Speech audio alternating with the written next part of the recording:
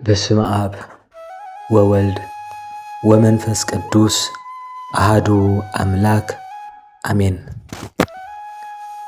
ዕለተ ረቡዕ እቲ ጸላም ውዕልን መዓዛ ዘለዎ ፍቕርን ምስጢር እቲ ስቕታን ጸልመትን ሰላም እግዚአብሔር ምስ ኩላትኩም ይኹን። ክቡራት ተኸታተልቲ ሎሚ ኣብቲ ሰሙን ሕማማት ዝዓበየ ምስሓሓብ ዝረአየላ መዓልቲ ዕለተ ረቡዕ ንርከብ ኣለና። እዛ መዓልቲ እዚኣ ስለምንታይ እያ ንታሪኽ ወዲ ሰብ ንኽልተ ዝመቐለቶ? ብሓደ ወገን እቲ ኩሉ ዝፈጠረ ኣምላኽ ኣብ ጸላም ኣዳራሽ ሊቃነ ካህናትን ዋጋ ይዋጸሉ ኣሎ። ብኻልእ ወገን ድማ ሓንቲ ብሓጢኣት ዝረኸሰት ነፍሳ ፍቕሪ ኣምላኽ ተረዲእዋ ብሽቱ ንስሓ ክትመጽእ ንርእያ። ሎሚ ረቡዕ መዓልቲ ምኽሪ ትበሃል። ምኽሪ ጥልመትን ምስጢር ድሕነትን ዝተረኸብሉ ሰዓት እዩ።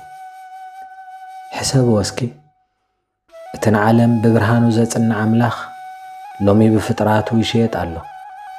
ይሁዳ ምስ ኣይሁድ ኮይኑ እንታይ ክትህቡኑ ትደልዩ ኢሉ ክሓትት ከሎ ሰማይን ምድርን ብድንጋጽ ዓሪቖም እዮም።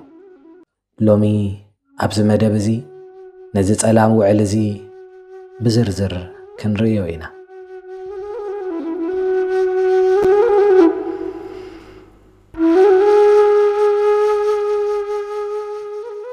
እቲ ጸላም ውዕል ይሁዳን 30 ዲናርን። ይሁዳ መን ነበረ? ሓደ ካብቶም ምስ ጐይታ ዝበልዑን ዝሰትዩን እዩ። ጐይታ ክምህር ከሎ ዝሰምዐ ሙታን ክትንስኡ ዝረአየ እዩ።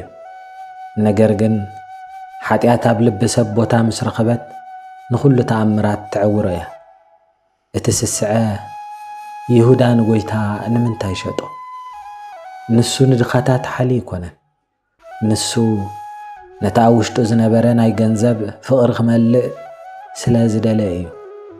ሰብ ክጥለም ከሎ መጀመርታ ካብ ውሽጡ እዩ ዝጅምር። ይሁዳ ቅድሚ ሎሚ እውን ይሰርቕ ነበረ። ሎሚ ግን ናብቲ ዝለዓለ ክድዓት በጽሐ። 30 ዲናር። ኣይሁድን ጐይታ ክንደይ መዘንሉ? 30 ዲናር። እዚ ዋጋ ሓደ ባርያ እዩ።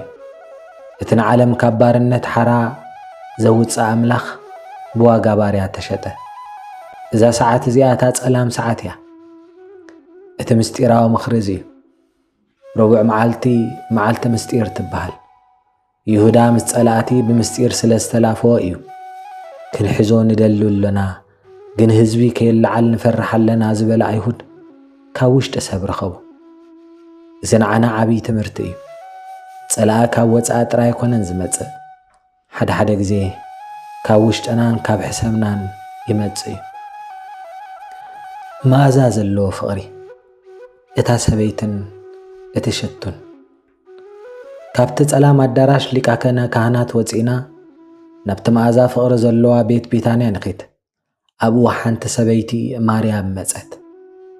ምስባር እቲ ብልቃጥ እታ ሰበይቲ ነቲ ክቡር ሽቱ ዝሓዘ ብልቃጥ ሰበረት እሞ ኣብ ርእሲ ጐይታ ኣፍሰሰቶ። ስለምንታይ ሰበረቶ?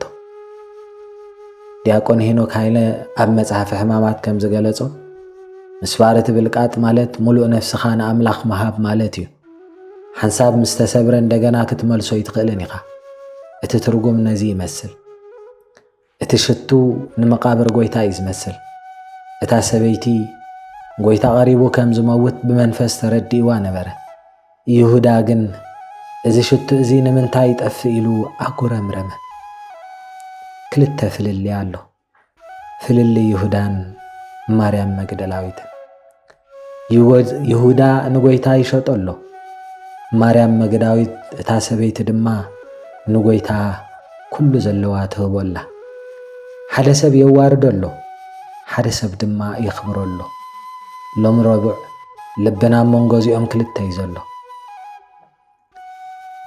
ኣብዚ ክንሪኦ ዝግባእ ስነ ኣእምራዊ ትንተናን ጥልመትን ንስሓን እዩ ሎም ብዛ መዓልቲ እዚኣ ንነፍስና ክንፍትሻ ይግብአና ዘመናዊ ይሁዳ ሎም ንሕና ንጎይታ ብምንታይ ንሸጦ ኣለና ሓደ ሓወና ክንሓሚ ከለና ንጎይታ ንሸጦ ኣለና ብስስዐ ክንወስድ ከለና ንጎይታ ንሸጦ ኣለና ይሁዳ ብ30 ዲናር ሸጦ ንሕና ግን ብናይ ዓለም ንእሽቶ ረብሓ ንሸጦ ኣለና ዘመናዊት ሰበይቲ ንኣምላኽ ዘለና ክቡር ነገር ግዜና ጸሎትና ፍቕርና ንህቦ ኣለና ዶ ምስጢር ጾም ረቡዕ ቤተ ክርስቲያንና ረቡዕ ክንጾም ዝኣዘዘትና ነቲ ጸላም ውዕል ይሁዳ እናዘከርና ወጎይታይ ካብ ክድዓት ሰውረኒ ንምባል እዩ ጾም ረቡዕ ናይ ንስሓን ናይ ፍቕርን ጾም እዩ መደምደብታ ዓብይን ጻውዒትን ክነግረኩም ክቡራት ተኸታተልቲ ዕለተ ረቡዕ መወዳእታ የብላን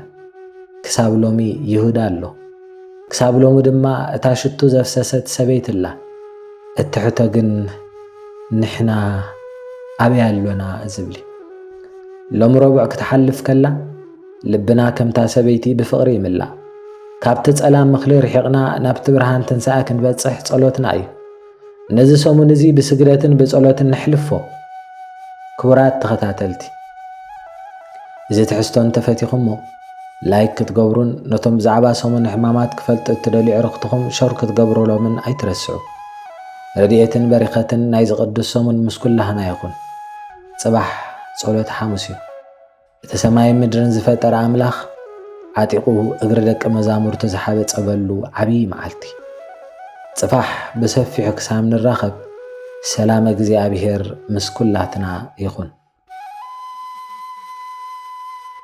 ስብሃት ለእግዚአብሔር ወለወላዲቱ ድንግል ወለመስቀሉ ክቡር አሜን እቲ ጸላም ውዕልን መዓዛ ዘለዎ ፍቕርን